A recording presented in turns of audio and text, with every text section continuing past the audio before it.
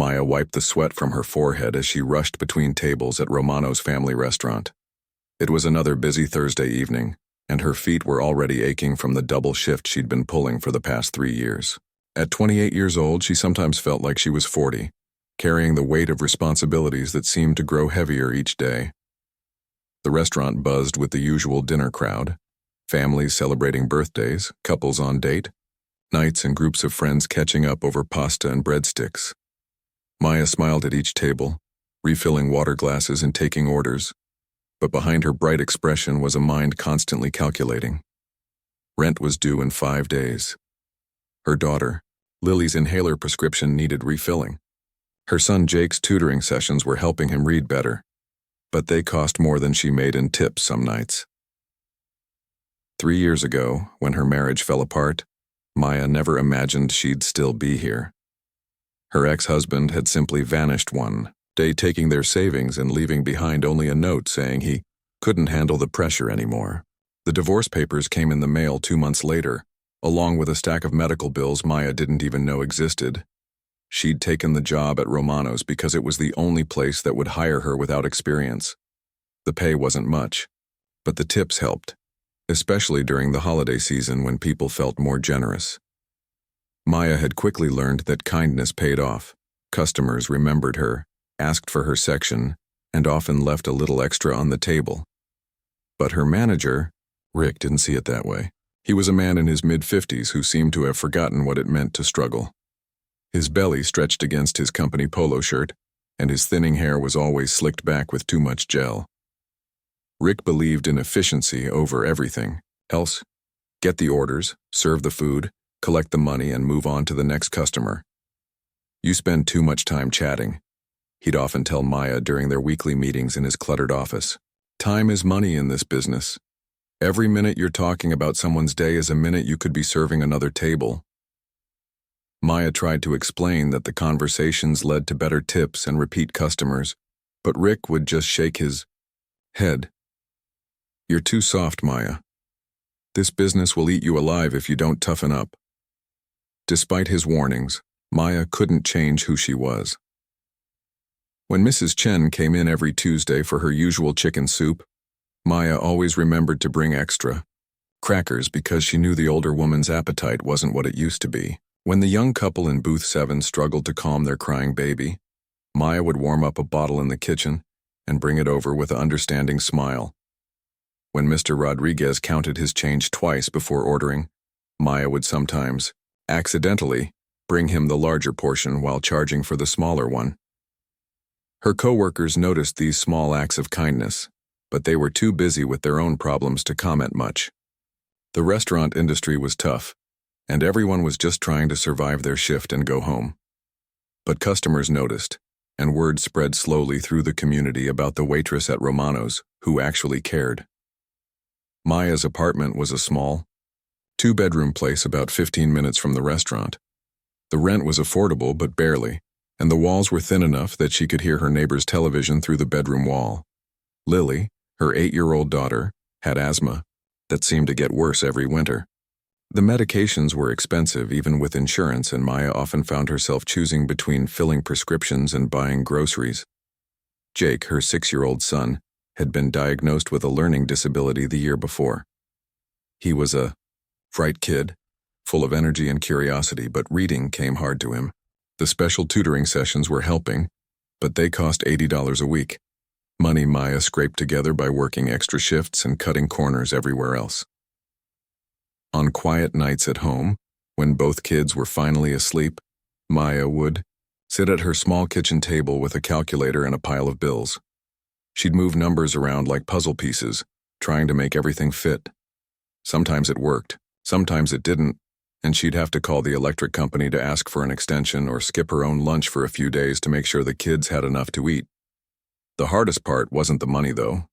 It was the constant worry that she wasn't enough, that her kids deserved better than hand-me-down clothes and generic cereal, that other mothers could afford dance classes and soccer leagues and family vacations, while Maya counted quarters to buy milk.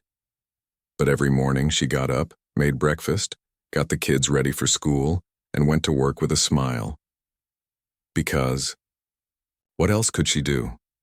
Her children needed her to be strong, and Romano's customers expected her to be cheerful. So she buried her worries deep and focused on getting through each day, one table at a time. The other waitresses at Romano's came and went frequently.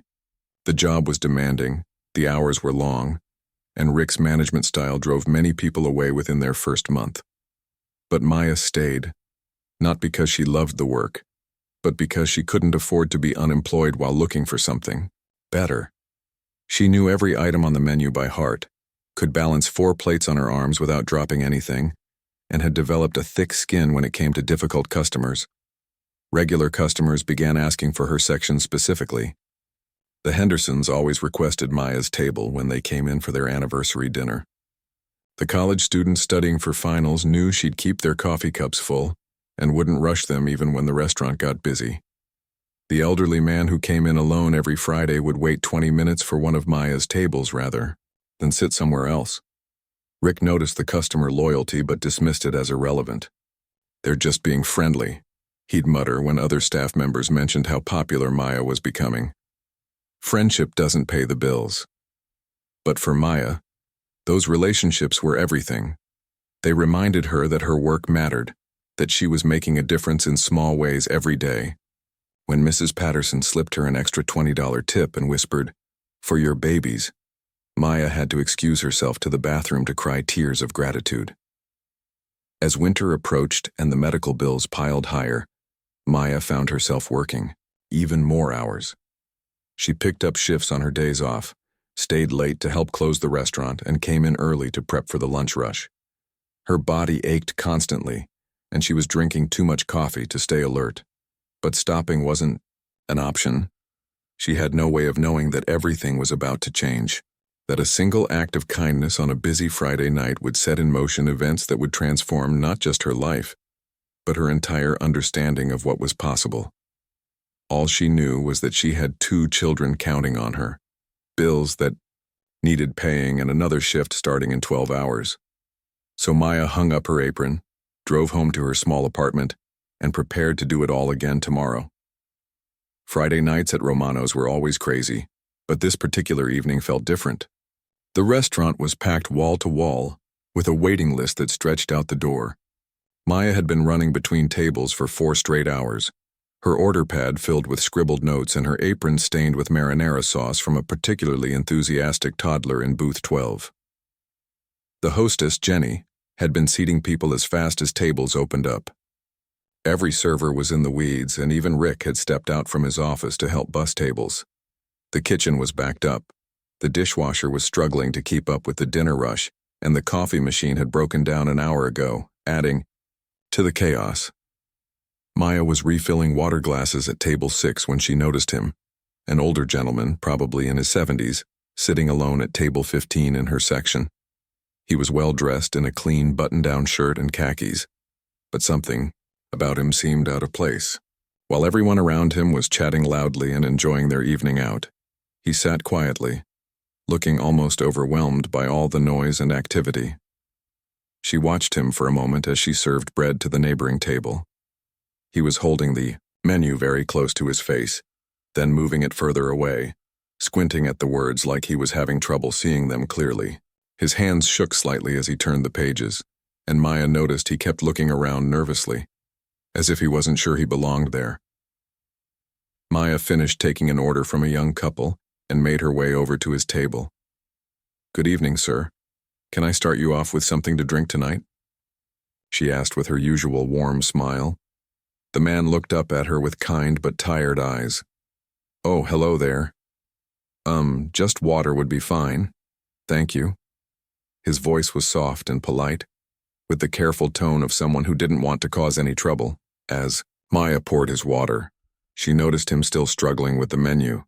He held it at different angles, squinting at the text under the dim restaurant lighting. Other customers were getting impatient waiting for their orders, and Maya could see Rick glancing over at her section with his usual disapproving frown. But something about this man made her slow down. "The lighting in here isn't the greatest," she said gently.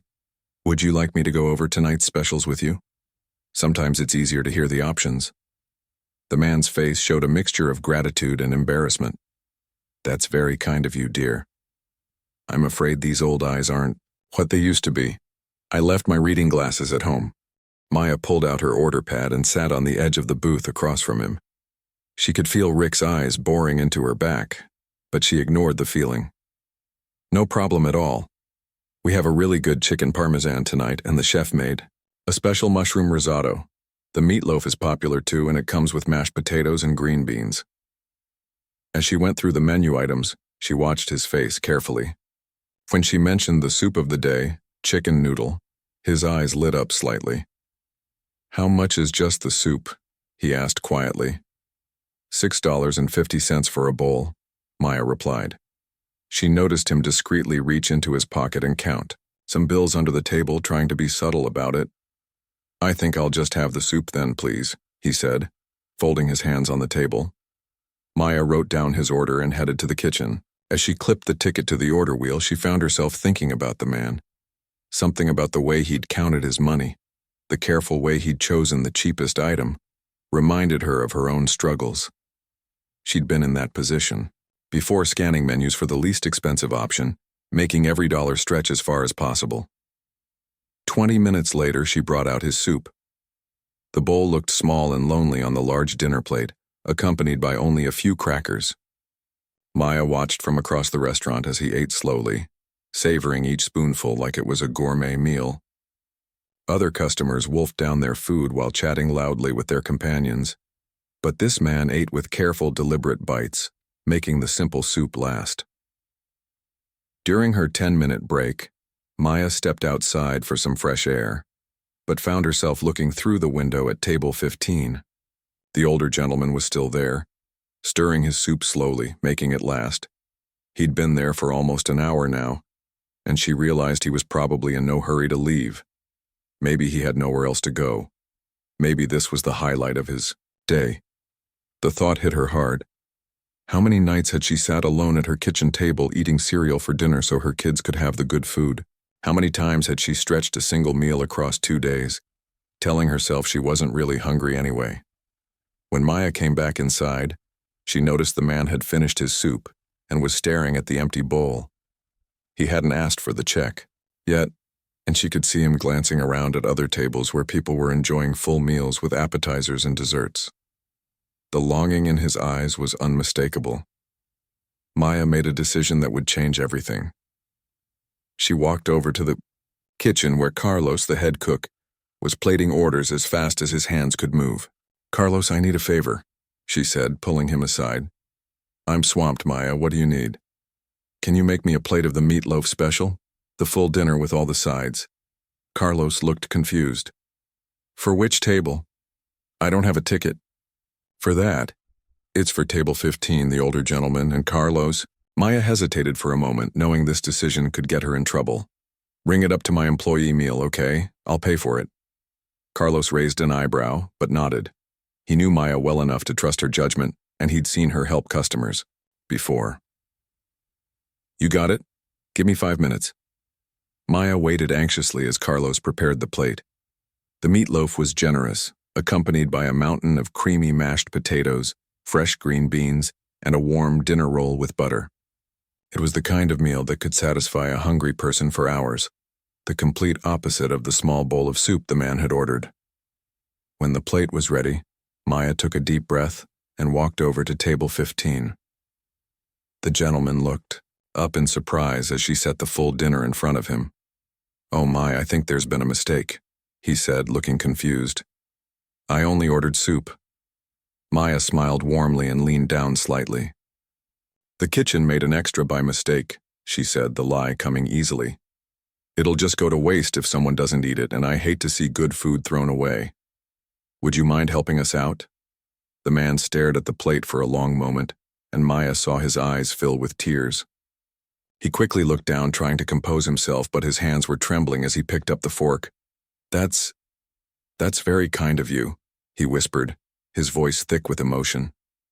"Very kind indeed." Maya pretended not to notice him wiping his eyes with his napkin. "Enjoy your dinner, sir. Let me know if you need anything else." As she walked away, Maya felt a warmth in her chest that had nothing to do with the busy restaurant around her. She didn't know who this man was, or what his story might be, but she knew she'd done the right thing. Sometimes kindness was more important than following rules. What Maya didn't know was that the man at table 15 had been watching her all evening. He'd noticed how she helped the young mother with the crying baby, how she remembered the elderly couple's usual order without being asked, how she treated every customer with genuine respect and care. He'd seen her character long before she'd shown him this extraordinary kindness, and he'd been taking mental notes the entire time. What Maya didn't realize was that Rick had been watching the security cameras from his office all evening. The restaurant had 4 cameras positioned throughout the dining room, and Rick made it his business to monitor them constantly. He claimed it was for security purposes, but most staff knew he used them to spy on employees and catch them making what he considered mistakes. Rick had noticed Maya spending extra time at table 15 earlier in the evening. He'd seen her sit down with the customer to go over the menu, which he considered unprofessional and time-wasting. When she'd taken her break, he'd watched through the window as she stood outside looking back at the same table. To Rick, this was suspicious behavior that needed investigation. From his small office behind the kitchen, Rick had a perfect view of all 4 camera feeds on his computer monitor. He'd been eating his usual Friday night dinner of leftover pizza and diet soda when he saw Maya approach Carlos in the kitchen. He couldn't hear their conversation, but he could see Maya talking earnestly to the cook, then waiting as Carlos prepared a full dinner plate. Rick's jaw tightened as he watched Maya carry the expensive meatloaf dinner to table 15. He knew exactly what the customer had ordered because he checked every ticket that came through the kitchen. 1 bowl of soup, $6.50. But now Maya was delivering a $15 meal to the same table. That little thief, he muttered to himself, pushing back from his desk. Rick had suspected Maya of being too generous with customers before, but he'd never caught her red-handed like this. In his mind, giving away free food was the same as stealing money directly from the register. Rick stood up and straightened his company polo shirt, which had become too tight around his middle over the years. His face was already turning red with anger as he marched out of his office and through the busy kitchen. Carlos saw him coming and tried to look busy, sensing trouble.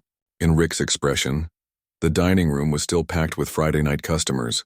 Families were laughing over their meals, couples were sharing desserts, and the general atmosphere was warm and cheerful.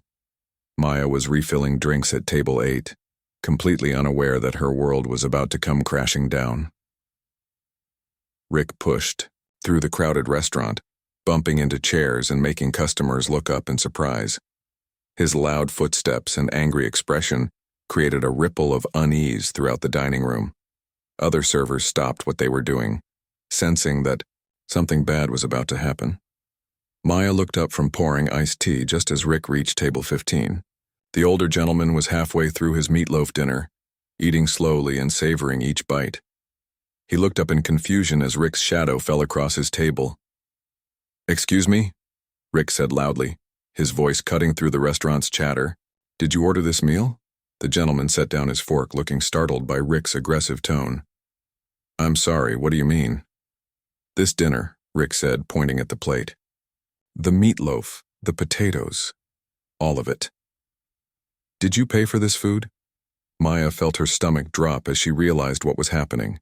She quickly walked over to the table, hoping to defuse the situation before it got worse.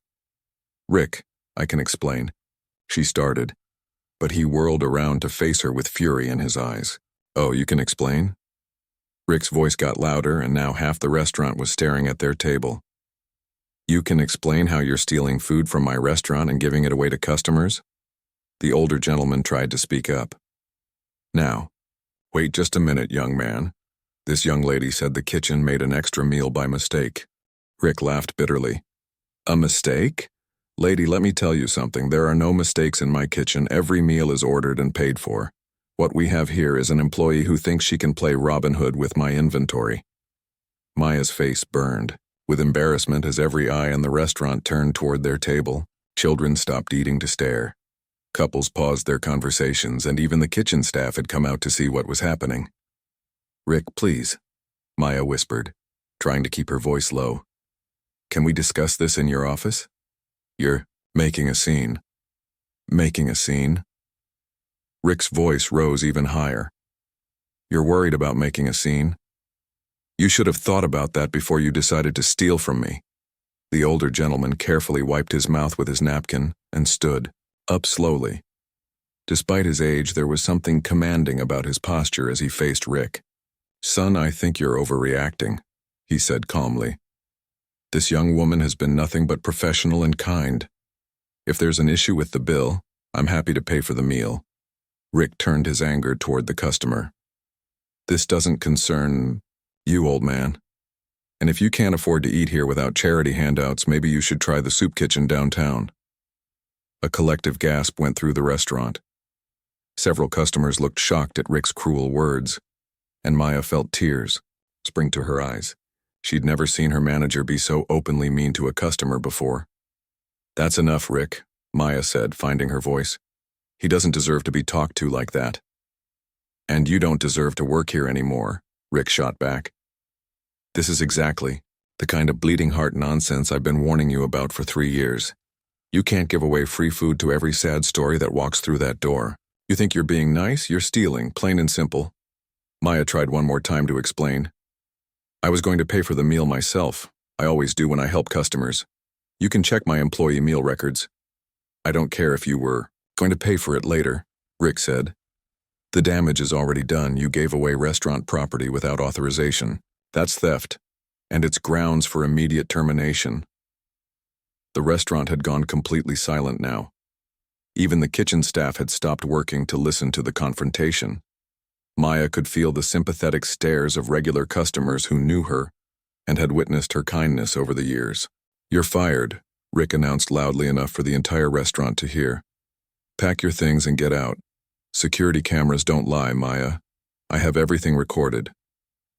Maya felt like the floor was dropping out from under her. 3 years of work, gone in an instant. 3 years of building relationships with customers, of scraping together tips to pay her bills, of being the reliable employee who never missed a shift. Rick, please, she whispered, her voice breaking. I have 2 kids. I need this job. Should have thought about that before you decided to play Santa Claus with my food, Rick replied coldly. Jenny can cover your tables for the rest of the night. The older gentleman stepped forward again, his face red with anger. Now you listen. Here, you arrogant little man. This woman has shown more class and professionalism in one evening than you've shown in this entire conversation. Security!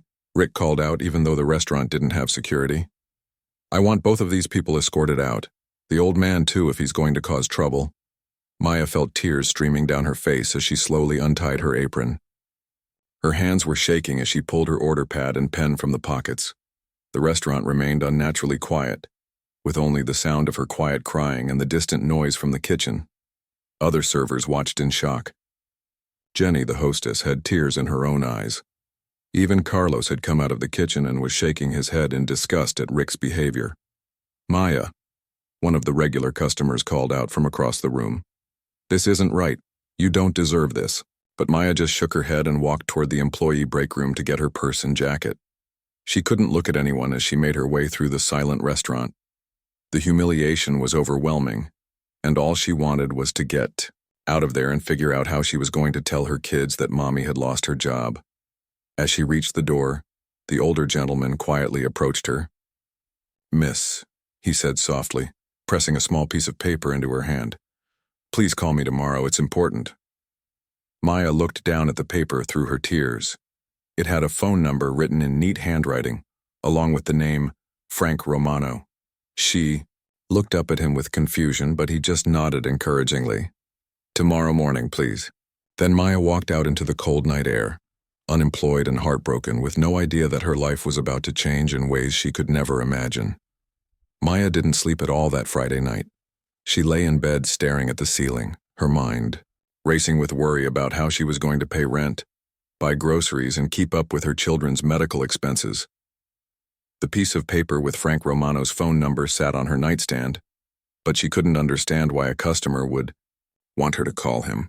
Maybe he felt sorry for her and wanted to offer some kind of help. But Maya had never been comfortable accepting charity. Her daughter Lily had an asthma attack around 3 in the morning, probably triggered by stress since kids always seemed to sense when their parents were upset.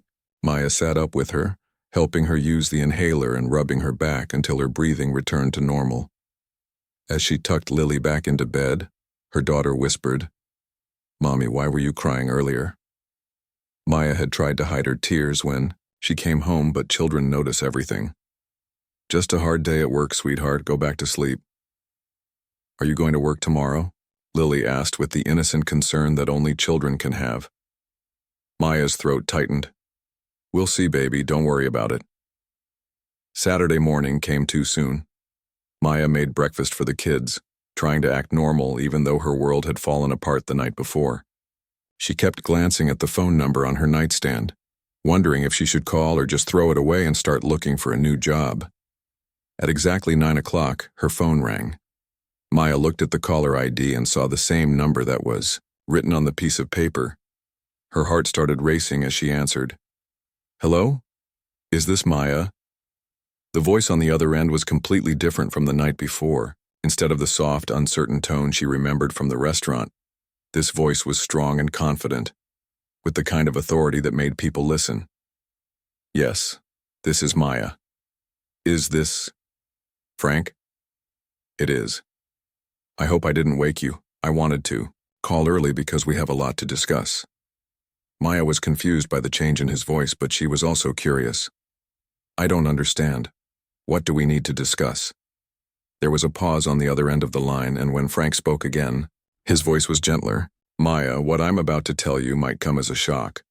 My full name is Frank Romano, and I'm the founder and CEO of Romano's restaurant chain." Maya nearly dropped the phone. She sank into a kitchen chair, her legs suddenly weak. "What? But you were just a customer. You ordered soup. You seemed like an old man who couldn't afford a proper meal?" Frank's voice had a hint of sadness in it. "That was the point, Maya. I've been going undercover to my own restaurants for the past 6 months, and what I discovered last night at your location changed everything." Maya's mind was reeling. The man she'd given a free meal to, the man Rick had humiliated and thrown out, was actually the owner of the entire restaurant chain. "I don't understand. Why would you do that?" Frank sighed deeply.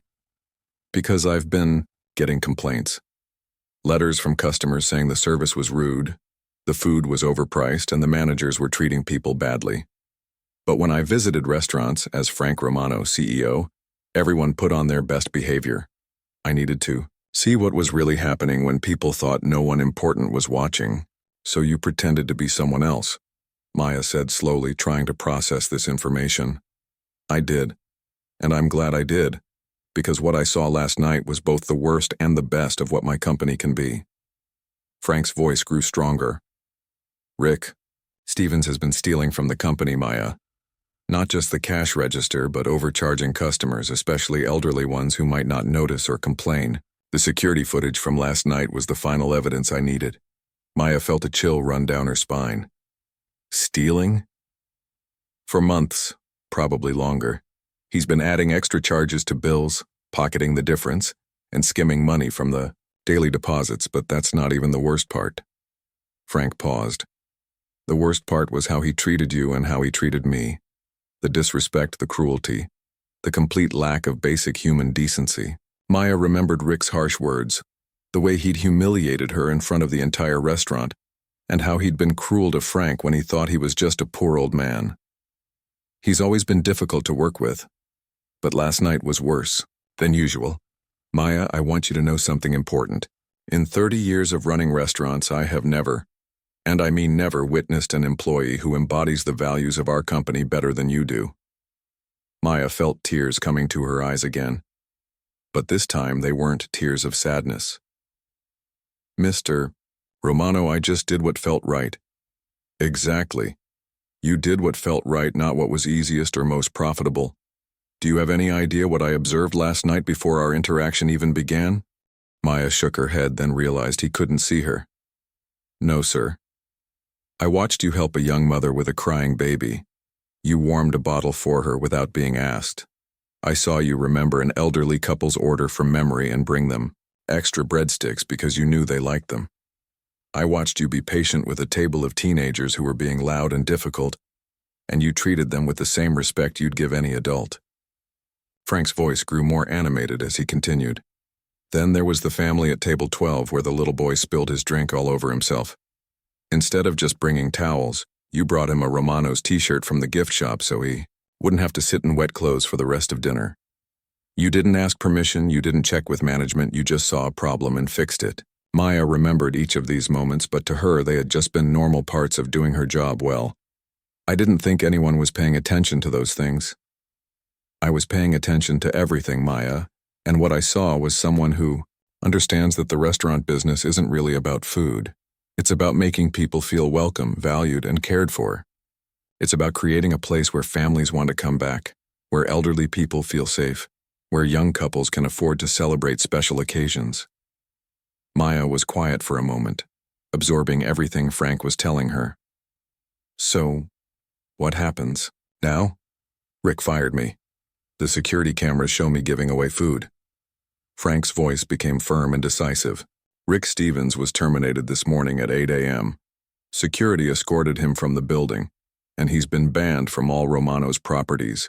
The corporate office has been investigating him for weeks, and last night's behavior was the final straw. He was fired. Maya could hardly believe it.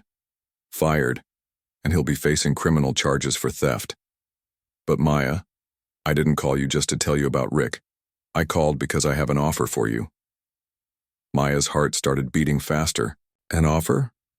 I want to offer you Rick's job, general manager of the Romano's location where you worked. The salary is $65,000 a year plus benefits, health insurance for you and your children, and profit-sharing bonuses. Maya nearly dropped the phone again. $65,000 was more than double what she'd been making as a waitress. Mr. Romano, I don't know what to say. I've never managed a restaurant before. Maya, you've been managing that restaurant for 3 years. Rick may have had the title, but you were the one actually taking care of customers and creating the atmosphere that kept people coming back. The staff respects you, the customers love you, and you have something that can't be taught. You genuinely care about people. Maya was crying openly now, overwhelmed by the sudden change in her circumstances. This is incredible. I can't believe this is happening. There's more, Frank continued. My company has an educational assistance program. We'll pay for any training or education you need to develop your management skills. And Maya, I've also arranged for our corporate health plan to cover your daughter's asthma medications and your son's tutoring through our family support program. Maya had to sit down on the floor because her legs wouldn't hold her up anymore. Mr. Romano, why are you doing all this for me? Frank was quiet for a moment before answering. Because last night when you saw someone you thought was struggling, you didn't hesitate to help. You risked your job to make sure a lonely old man had a good meal. That kind of character is rare, Maya. It's exactly what this company needs more. Maya wiped her tears with the back of her hand. When do you want me to start? Maya started her new job as general manager the following Monday morning. Walking through the front doors of Romano's felt surreal. Just 4 days earlier, she'd been escorted out in humiliation, and now she was returning as the person in charge of the entire operation. The staff was buzzing with excitement when she arrived. Jenny, the hostess, practically tackled her with a hug. Maya, I can't believe it. When corporate called yesterday and said you were the new manager, I thought they were joking. Carlos emerged from the kitchen with a huge grin on his face. Boss lady, I knew there was something special about that old guy you helped. I just had a feeling. Word had spread quickly through the small restaurant community. Rick's sudden firing had shocked everyone. But when they learned about his theft and the way Frank Romano had witnessed everything undercover, the pieces started falling into place. Several employees mentioned they'd suspected Rick of stealing for months but had been too afraid to report him. Maya's first week was overwhelming but exciting. Frank had arranged for her to spend 3 days at the corporate headquarters learning about inventory management, staff scheduling, and financial reporting. The corporate trainers were impressed by how quickly she picked up the business side of restaurant management. You already understand the most important part, explained Linda, the regional training director. You know how to make customers feel valued. The rest is just paperwork and numbers, and we can teach you that. But Maya's real education came from observing how the restaurant operated without Rick's negative influence. The staff was happier, more relaxed, and more willing to help each other. Customer complaints dropped dramatically in the first week alone, and several regular customers commented on the improved atmosphere. Maya instituted small changes that made a big difference. She started a program where employees could suggest menu improvements or service ideas with cash bonuses for implemented suggestions. She created a customer feedback system that actually listened to complaints and compliments rather than just filing them away. Most importantly, she encouraged the staff to use their judgment when helping customers, even if it meant occasionally giving away a free dessert or offering a discount to make things right. 3 weeks into her new role, Frank made an unannounced visit to the restaurant. This time, he came as himself, dressed in an expensive suit with 2 corporate executives accompanying him. Maya felt nervous as she watched him evaluate every aspect of the operation, but she was also proud of what she'd accomplished in such a short time. Frank spent 2 hours at the restaurant talking to employees, observing customer service, and reviewing the financial reports. When he finished, he asked Maya to join him in the office for a private conversation. "Maya, I have to tell you something," Frank said, settling into the chair across from her desk, the same desk where Rick used to criticize her performance.